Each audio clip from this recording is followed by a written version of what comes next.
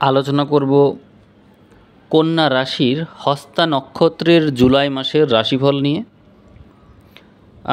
প্রথমেই আলোচনায় থাকবে চন্দ্রকে নিয়ে। কিন্তু যেহেতু চন্দ্র একটি অত্যন্ত দ্রুত গমনশীল গ্রহ, এই কারণে চন্দ্রকে আমরা বিবেচনা ওইভাবে আনবো না। তারপরেও আমি কিছু কিছু দিন সিলেক্ট করেছি, যে দিনগুলো স্পেসিফিক করে বলা যায় যে ভালো বা মন্দ ঘটনা ঘটবে। সেই সাপেক্ষে আমি কয়েকটা অশুভ দিন বলছি, যেমন মাসের শুরুর 3টা দিন 1 থেকে 3 তারিখ, তারপরে হচ্ছে 13 থেকে 17 তারিখ। এই দিনগুলো নেগেটিভ, আপনাদের সাথে এই সময়ে অশুভ ঘটনা ঘটার প্রবণতা অনেক বেশি। এরপরে ভালো ঘটনা ঘটার সম্ভাবনা আছে চন্দ্র সাপেক্ষে 20 থেকে 25 তারিখে, এবং শুক্র সাপেক্ষে 11 থেকে 16 তারিখে। তার মানে আমরা ভাগ করে ফেলতে পারলাম টাইমটাকে।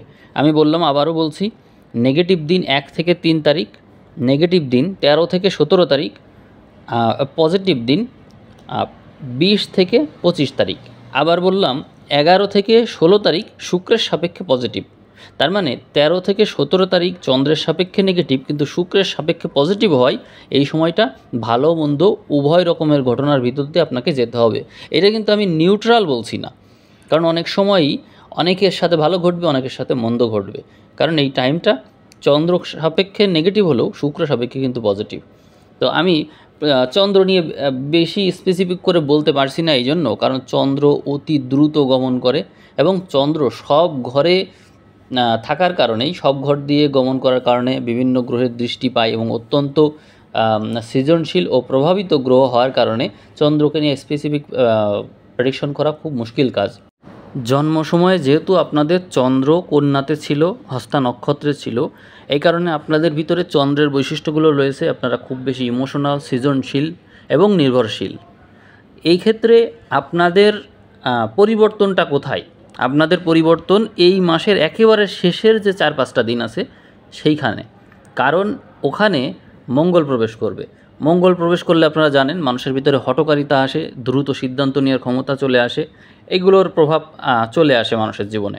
তো সেক্ষেত্রে চন্দ্রপ্রধান আপনারা, সেখানে মঙ্গলের প্রভাব যুক্ত হলে আপনাদের ক্ষমতা, আপনাদের মানসিকতার যে ডেভেলপমেন্ট, আপনাদের যে চিন্তা চেতনা, যে দৃঢ়তা, এটা কিন্তু বেড়ে যাচ্ছে। প্রবলেমটা হয়েছে বিপরীতে শনি থাকার কারণে।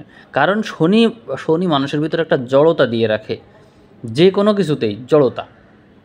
তবে এই যে মঙ্গলটা আসলো, এখানে মঙ্গল আসার, মঙ্গল এবং চন্দ্র যুক্ত আর বিপরীতে শনি, সেই কারণে শনি মঙ্গলের সংঘর্ষ থাকছে। এখন আপনারা দাবি করবেন কন্যা রাশির মানুষের জীবনে কখনোই ভালো হয় না। এখন এই গ্রহ নক্ষত্রের পজিশন এমন, এতে কি করার আছে বলেন? আমি দীর্ঘদিন ধরে আপনাদের প্রেডিকশন করছি, আর সত্যি কথা বলতে কোনো না কোনো গ্রহ সংযোগ এমন থেকে যায় যেখানে আমাকে নেগেটিভই বলতে হয়। সব রাশি কিন্তু এরকম না, অনেক রাশিই আছে যাদেরকে পজিটিভ বলা যায়, অনেক পজিটিভ বলা যায়, কিন্তু আপনাদের পজিটিভ বলা যাচ্ছে না। হয়তো এই আগামী 2.5 বছর যত দিন ধরে আমি প্রেডিকশন করব এই রাশিফল নিয়ে, ততদিন প্রতিটা ক্ষেত্রেই শনি থাকবে সামনে। তো শনি সামনে থাকলে আমি ইতিবাচক প্রেডিকশন কতটা করতে পারবো? কারণ হচ্ছে শনি এমন একটা গ্রহ যা মানুষের ভিতরে একেবারে ভালো ভালো গুণও দিয়ে দিতে পারে, অনেক নেগেটিভ গুণও দিয়ে দিতে পারে। শনির দ্বারা প্রভাবিত মানুষ মূলত ভালো কখন করে জানেন? যখন মানুষ অনেক বেশি সংযমী হয়। কন্যার জাতক জাতিকা যারা আছে, যাদের লগ্ন কন্যা, অথবা যাদের চন্দ্র এখানে আছে, যাদের রাশি কন্যা, অথবা যাদের রবি এখানে আছে, তারাও কন্যা জাতক জাতিকা। তো সেই ক্ষেত্রে আপনারা দেখবেন আপনাদের ভিতরে সজ্জা সুখ বলে একটা বিষয় আছে, অর্থাৎ ফিজিক্যাল রিলেশন করা, শারীরিক সম্পর্ক করা, ভোগবিলাস করা, এইগুলো ফিজিক্যাল রিলেশনের মাধ্যমে যে আনন্দ পাওয়াটা, এইটা কিন্তু কন্যাতে যাদের লগ্ন বা রাশি থাকে, মানে রবিচন্দ্র লগ্ন যদি কিছু থেকে থাকে, অথবা মেজর কোনো প্ল্যানেট, বিশেষ করে এখানে যদি বুধ, বৃহস্পতি বা শুক্র, এরা যদি কোনো বিশেষ গ্রহ এখানে থেকে থাকে এই কন্যাতে, একাধিক গ্রহ যদি কন্যাতে থেকে থাকে, তাহলে আপনাদের জীবনে এই ঘটনা ঘটার সম্ভাবনা প্রবল যে আপনাদের বিয়ে হতে পারে, কিন্তু ফিজিক্যাল রিলেশনটা আপনাদের ভিতরে খুবই কম হবে, দূরত্ব থাকবে, একজন আরেকজনের সাথে কম কথা বলেন, মনের মিল হয় না, অথবা বিয়ে হচ্ছে না, বিয়ে হলেও ওই যে বললাম, বিয়ে হলেও দুইজনের কাছ থেকে অনেক দূরে থাকেন, দুইজনের সম্পর্কও ভালো হতে পারে, সেক্ষেত্রে একজন আরেকজনের থেকে অনেক দূরে থাকেন। তো এরকম নানান সমস্যা রয়েছে। আবার যদি দেখা যায় যে দুইজনের ভিতরে বোঝাপড়াটা ভালো, তাহলে কারোর না কারোর যৌন সংক্রান্ত সমস্যা রয়েছে, দুর্বলতা রয়েছে, মানে অতৃপ্তি থাকবেই। এখন এই বিষয়টা কেন এই কন্যার সাথে এরকম হয়ে থাকে, এর কারণ আছে। এর কারণ হচ্ছে এটা হচ্ছে কালপুরুষের ষষ্ঠ ঘর যৌনাঙ্গকে নির্দেশ করে। তো এই জায়গাটা দুর্বল থাকবেই, কন্যাদের এই জায়গাটা দুর্বল থাকবে, এটা স্বাভাবিক। মূলত কন্যার জাতক জাতিকার জন্ম হয় পৃথিবীকে কিছু দেওয়ার জন্য, ভোগ করার জন্য না। এই জন্য এখানে কন্যার সাইন থাকে, যেখানে সে কিছু দিচ্ছে, পৃথিবীকে কিছু দিতে চাইছে, শান্তি নিয়ে আসতে চাই। কন্যার এই ধরনের বৈশিষ্ট্য। কিন্তু কন্যার মানুষ যখন দেখবেন আগেই তারা হচ্ছে রিলেশনে গুরুত্ব দিয়ে দেয়, আগেই তারা বিয়ে থা করে ফেলে। আমি দেখেছি কন্যার জাতক জাতিকাদের বিয়েটা অনেক আগেই হয়। কন্যা এবং মীন যারা এই অক্ষে রয়েছে, তাদের বিয়ে আগে হয়ে তারপরে তারা এইগুলো নিয়ে সাফার করে। কন্যার জাতক জাতিকাদের এই বিপরীত লিঙ্গের মানুষের কাছ থেকে সাফার করার প্রবণতাটা অনেক বেশি। আর বিপরীতে রয়েছে শনি, যেটা বলছিলাম। এই শনি এখানে থাকার কারণে কন্যা জাতক জাতিকাদের মধ্যে যারা অনেক বেশি সংযমী এবং সেলফ কন্ট্রোল যাদের অনেক বেশি, যারা আধ্যাত্মিক চর্চা করে, একমাত্র তারা এই 2.5 বছরে যতদিন শনি এই মিনে আসে তারা ভালো করবে। গ্রহ নক্ষত্রের পজিশন যাই থাকুক, শনি মিনে আসে, এর মানে কন্যার জাতক জাতিকারা ভালো করবে, এইটাই হচ্ছে জেনারেল কথা।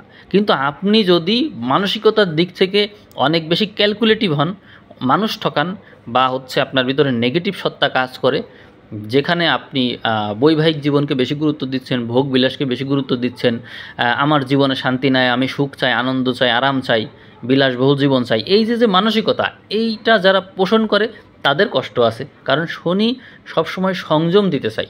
আপনি কন্যার জাতক জাতিকা, অথচ আপনার ভিতরে এই ধরনের মেন্টালিটি গ্রো করে নাই, তাহলে তো আপনি শাস্তির আওতায় থাকবেনই, এটা স্বাভাবিক, শাস্তির আওতায় থাকবেন। আর এই সময় যে বলছিলাম, মঙ্গল এখানে এসেছে, কন্যাতে এসেছে, শনি মঙ্গলের সংঘর্ষ থাকবে। অর্থাৎ আপনি যদি এমন হন যে আপনার ছুটতে ইচ্ছা করে না, দৌড়াতে ইচ্ছা করে না, পরিশ্রম করতে ইচ্ছা করে না, এমন যদি হয়ে থাকে, তাহলে এই জুলাই মাসটা, বিশেষত জুলাই মাসের একেবারে শেষের যে 5 দিন, এই সময়ে আপনি আপনার নিজের দিকে একটু খেয়াল করে দেখেন, আপনার পরিশ্রমের মাত্রাটা বাড়বে। তবে আমি বলবো যে যেহেতু এই সময়ে আপনি আপনার হরস্কোপ আমি জানি না, না জানলেও আপনার যদি কন্যাতে চন্দ্র থেকে থাকে বা লগ্ন থেকে থাকে, আপনি দেখবেন আপনার জীবনসঙ্গীর সাথে আপনার ফিজিক্যাল রিলেশনটা খুব কম হয়, এবং এই বিষয় নিয়ে আপনাদের ভিতরে যথেষ্ট দূরত্ব রয়েছে, থাকবেই, কারণ শনি বসে আছে ওখানে, এইটা থাকবেই। কিন্তু এই বিষয়টাই কিন্তু জীবনের মুখ্য বিষয় না। শনির প্রভাবকে নিজের জীবনে কাজে লাগিয়ে যদি সেইটাকে সংযমের শক্তিতে রূপান্তর করতে পারেন, তাহলে আপনি এখান থেকে বিজয়ী হবেন। এখন এখানে মঙ্গল আসছে মাসের শেষের 5 দিনে। মঙ্গল আপনাকে হাড় সংক্রান্ত, রক্ত সংক্রান্ত বা আঘাতজনিত নানান ধরনের সমস্যায় ফেলে দিতে পারে, সম্ভব এটা। কিন্তু একই সাথে মঙ্গল আপনার ভিতরে তেজ দিবে, কর্মস্পৃহা দিবে, সেটি আবার ভালো। মঙ্গল আপনার ভিতরে দ্বিধাদ্বন্দ্ব কাটিয়ে, শনির ভিতরে যে জড়তা আছে, নিজেকে লুকিয়ে রাখা, নিজেকে প্রকাশ করতে না চাওয়া, সেই জায়গা থেকে বের করে আপনাকে একটু হঠকারী করার চেষ্টা করবে, ডিসিশন মেকিংয়ে আপনাকে হেল্প করবে, অতি দ্রুত যাতে আপনি সিদ্ধান্ত নিতে পারেন। দীর্ঘসূত্রিতার অবসান অবশ্যই হবে। এই জায়গা থেকে আপনি কোথায় যাবেন, আপনি শনির পক্ষ নেবেন না মঙ্গলের পক্ষ নেবেন, আপনার ভিতরে ব্যালেন্স করতে পারবেন কি না, সেটি আপনার আচার আচরণ কেমন, জীবন পদ্ধতি কেমন, তার উপর নির্ভর করছে।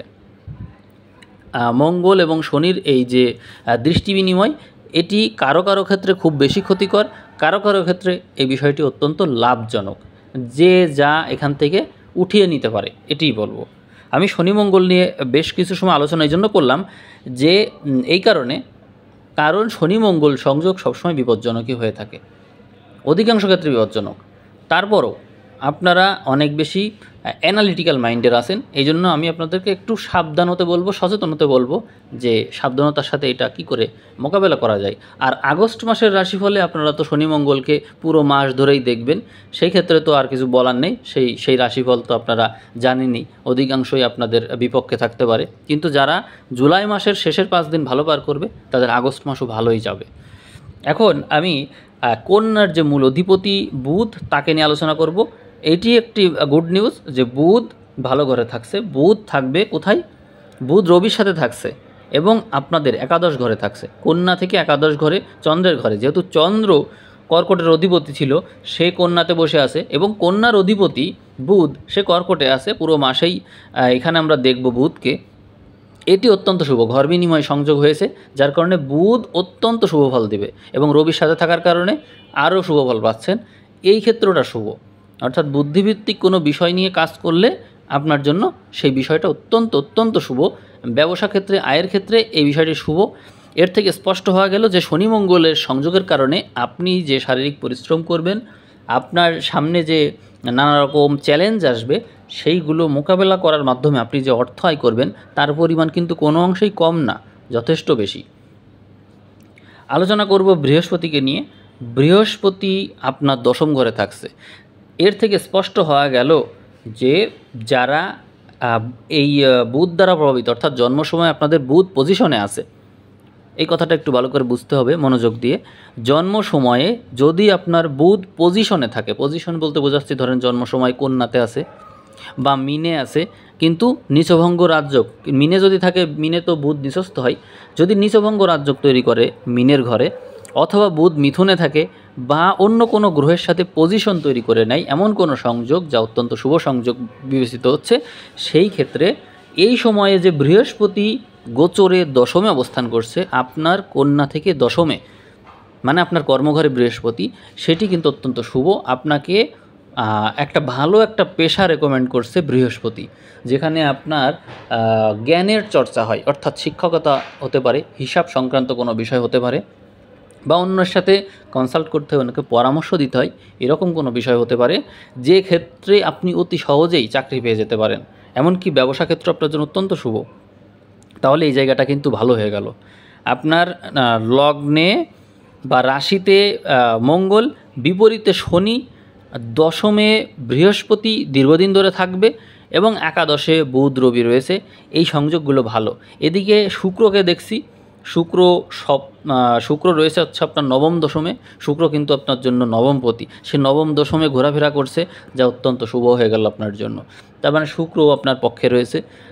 নবমে ভাগ্য ঘরে তো সে সক্ষেত্রী, এবং এরপরে যে দশম ঘর আসবে কর্মঘরে, শুক্র আসছে, বৃহস্পতি শুক্রের সংযোগ কর্মঘরে অত্যন্ত শুভ, এবং এই সংযোগের ফলে আপনি বড় কোনো কর্মের সাথে সংশ্লিষ্ট হয়ে যাবেন। আপনারা যে এই যে জুলাই মাসের রাশিফল শুনছেন, আগস্ট মাস আপনাদের জন্য কর্ম বিষয়ক অত্যন্ত শুভ মাস। যাদের জন্ম সময়ে শনি পজিশনে ছিল, অর্থাৎ ভালো একটা অবস্থান নিয়েছিল, তারা কিন্তু এই মাসে লাভবান হবেই। এই যে জুলাইয়ের পরেই আগস্ট মাস আসবে যখন, তারা লাভবান হবেই হবে। কারণ শনির দৃষ্টিটা পড়ছে আপনার রাশির উপর, এবং আপনার দশম ঘরে বুধ এবং বৃহস্পতির সংযোগ আপনাকে ভালো একটা পেশা রেকমেন্ড করবে। বিশেষত যারা শিক্ষকতা পেশায় যেতে চাই তাদের জন্য খুবই খুবই ভালো টাইম। আপনারা মিলিয়ে দেখবেন, যারা চেষ্টা করছেন তারা মিলিয়ে দেখবেন, তাদের অনেকের সাথে এটা মিলে যাবে। আচ্ছা, এরপরে আপনারা জানেন এই যে কন্যাতে কিন্তু কেতু দীর্ঘদিন ধরে অনেক বাজে ফল দিয়েছে, নেগেটিভ ফল দিয়েছে, অনেকের ক্ষেত্রে নেগেটিভ, খুব কম মানুষ যারা পজিটিভ ফল পেয়েছে। তো কন্যাতে আসলে কেতু ভালো ফল দিতে চায় না, এখানে রাহু ভালো ফল দেয়। কারণ রাহু বুদ্ধিবৃত্তিক গ্রহ, তার তো মাথা আছে, কেতুর তো মাথা নাই, এই কারণে কেতু এখানে ভালো ফল দেয় না, বরং রাহু ভালো ফল দেয়। তার মানে কন্যার মূল অধিপতি বুধ সাপেক্ষে রাহু শুভ ফল দিয়ে থাকে। এখন রাহু আছে কোথায়? রাহু কিন্তু এই সময়ে খুবই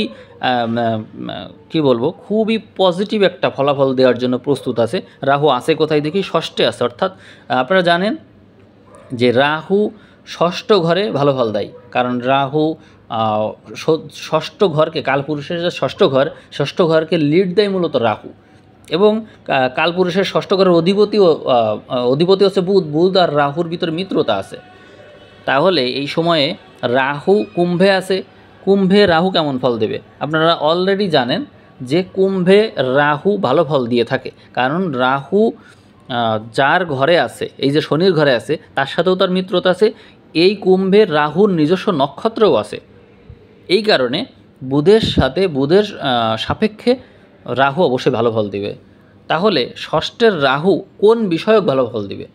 যেহেতু এটা সংগ্রাম সংঘর্ষের ঘর, তাহলে স্পষ্ট হওয়া যাচ্ছে যে আপনি যদি চাকরি ক্ষেত্রে থাকেন বা পরিশ্রম করতে পারেন এমন কোনো কাজ যাতে আপনার ব্রেন খাটাতে হয়, শারীরিক বা মানসিক যে ধরনের পরিশ্রমই হোক, বিশেষ করে ইন্টেলেকচুয়াল হইলে ভালো হয়, সেক্ষেত্রে টেকনিক্যাল বিষয়ক যে জ্ঞান রয়েছে, টেকনিক্যাল জ্ঞান, ওই সংক্রান্ত বিষয়ে আপনার চরম উন্নতি রয়েছে। যদি আপনাদের এই ধরনের নলেজ থেকে থাকে তাহলে খুবই ভালো। আমি এই মাসের সবচেয়ে পজিটিভ দিক বলবো যে আপনাদের দশম ঘরে যে বৃহস্পতি বসে আছে সেই বিষয়টি অত্যন্ত ভালো। আপনারা চেষ্টা করবেন গবেষণামূলকভাবে কাজ করার, কারণ সাধারণত আমি দেখেছি চন্দ্রপ্রধান মানুষের মুড খুব বেশি চেঞ্জ হয়। তারা যদি রুটিন মাফিক কাজ করতে পারে, অর্থাৎ লিখে লিস্ট করে কাজ করতে পারে, তাহলে খুব ভালো হয়। কারণ তাদের মুড সুইংয়ের কারণে তারা কোনো একটা কাজকে দীর্ঘক্ষণ ধরে যে টেনে নিয়ে যাবে সেই ধারাবাহিকতা তারা রক্ষা করতে পারে না, আর এই কারণে অধিকাংশ ক্ষেত্রে তারা বিজয়ী হতে পারে না, তারা পিছিয়ে পড়ে। কারণ তাদের ভিতরে রয়েছে সৃজনশীলতা। অন্যের জন্য এই কন্যার জাতক জাতিকাদের একটা বিশেষ প্রবলেম আপনাদের বলি, আপনাদের নিজেদের সমালোচনাই করছি, তারপরেও বলি, আমি যেটা লক্ষ্য করেছি সেটি হচ্ছে আপনারা নিজের কাজ বাদ দিয়ে অন্যের কাজে বেশি মাথা ঘামান। অন্যের কি হচ্ছে এই বিষয়টা বন্ধ করতে হবে। মানুষের সাথে আপনারা বেশি কথা বলেন, মানুষের সাথে বেশি মেশেন, এইটা আপনাদের স্বাভাবিক প্রবণতা। আপনাদের গলার ভয়েসটা ভালো, আপনাদের ইন্টেলেক্ট ভালো, এই জন্য আপনারা ভিতরে একটা অহংকার বোধ নিয়ে চলেন যে আমি কথা বলি, আমার কথা শুনছে, কিন্তু আপনি এই এনার্জিটাকে অন্যের কাজে ব্যয় করে ফেলেন। সেলফ অ্যানালাইসিসটা একটু বেশি করে করবেন, এটাই বলবো। আর নিজের যে মিশন ভিশন আছে সেইটাকে গুরুত্ব দিতে হবে।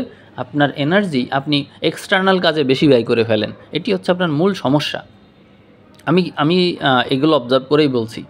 কন্যার জাতক জাতিকাদের নিজের চরকায় তেল না দিয়ে অন্যের চরকায় তেল দেওয়ার স্বভাবটা অনেক বেশি, এবং কন্যার জাতক জাতিকারা সাধারণত অনেক বেশি সমালোচনা করে অন্যের, এবং একটা সিম্পল বিষয় নিয়ে অনেক বেশি ভাবে, কিন্তু সর্বশেষ সিদ্ধান্তে আসতে পারে না। তাইলে ভাই, আপনি যদি একটা বিষয় নিয়ে সিদ্ধান্তে নাই আসতে পারেন তাহলে এত ভেবে দরকার কি আপনার? কিন্তু আপনি পারবেন না, আপনি ভাববেন, খালি ভাববেন, ভাবা শেষ আবার ভাববেন, বিভিন্নভাবে ভাববেন, এইটা হইলে কী হইতো, ওইটা হইলে কী হইতো। কিন্তু এইটা আপনি ভাবেন, আপনার ভিতরে একটা ভয় আছে, ফোবিয়া আছে, টেনশন। যে কোনো জায়গায় যাওয়ার আগেই আপনার জন্য 10 বার যাওয়া হয়ে যায় সেই জায়গায়, আপনি এখনও জানোনি, পরিকল্পনা করছেন কতভাবে সেখানে যাওয়া যায়, গেলে কোনো সমস্যা হইলে কি করব, এরকম নানানভাবে আপনি চিন্তা করেন। এটি কিন্তু একটা সমস্যাও বটে। এই জন্য মাসের শেষে যে মঙ্গল আসছে এটি অত্যন্ত শুভ। যদি বিপরীতে শনি না থাকতো তাহলে আরও শুভ হয়ে যেতে পারতো, কিন্তু শনি আপনার জন্য একেবারে তো আর নেগেটিভ গ্রহ না, পঞ্চমপতি, সে বিপরীত থেকে চন্দ্রের উপর দৃষ্টি দিয়ে রেখেছে। এই ক্ষেত্রে অনেকের চাকরি বাকরি হবে এই সময়ে। আপনারা যারা ধৈর্যশীল, যেহেতু শনি নিয়ন্ত্রণ করছে, আপনারা যারা ধৈর্যশীল, যারা সাধনা করবেন, সাধনার কথা বলছি, আপনি পরিশ্রম করতেই পারেন, কিন্তু যারা পরিশ্রম করবে একা পরিশ্রম করবে, অন্যদের সাথে সংযোগ বন্ধ করে দিয়ে, জীবনের আনন্দকে বিসর্জন দিয়ে যে পরিশ্রম করবে, আপনি লিখে রাখুন, তার ভাগ্য তাকে অনেক অনেক বেশি সাপোর্ট করবে। কারণ আমি দেখেছি শনি যখন কাউকে সাপোর্ট করে, বিশেষ করে ভাগ্যগতভাবে, এর চাইতে বেশি ভাগ্য কেউ প্রদান করতে পারে না। আপনারা হয়তো ভাববেন যে শনি ন্যায় বিচারক, শনি পক্ষপাতিত্ব করে না, কিন্তু না, এই জিনিসটা আমি মানতে পারলাম না। আমি আমার নিজের লাইভ অবজার্ভ করেই বলছি যে আপনি যদি পরিশ্রম করেন, যেখানে আনন্দ আপনার ভোগ করার কথা আছে কিন্তু আপনি আনন্দকে বিসর্জন দিচ্ছেন, অর্থাৎ সাধনা করছেন, সবার সাথে বিচ্ছিন্ন হয়ে ক্রমাগত পরিশ্রম করছেন, খাচ্ছেন, যে খাবারটা খাচ্ছেন সেই খাবারটাও আসলে অনেক অনেক কষ্ট পাচ্ছেন আর কি, আপনি অনেক কষ্ট করছেন, আপনি মিলিয়ে দেখবেন শনি আপনাকে কী ধরনের রেজাল্ট দেয়। অতি হাই লেভেলের রেজাল্ট দিবে, আপনি চিন্তাই করতে পারেননি, মানে ভিখারি থেকে রাজা বানিয়ে দেবে। এইটাই হচ্ছে শনি, যা আপনি কখনো ভুলতে পারবেন না। আপনার লাইফ চেঞ্জ করে দিবে, টোটালি লাইফ চেঞ্জ করে দিতে পারে শনি।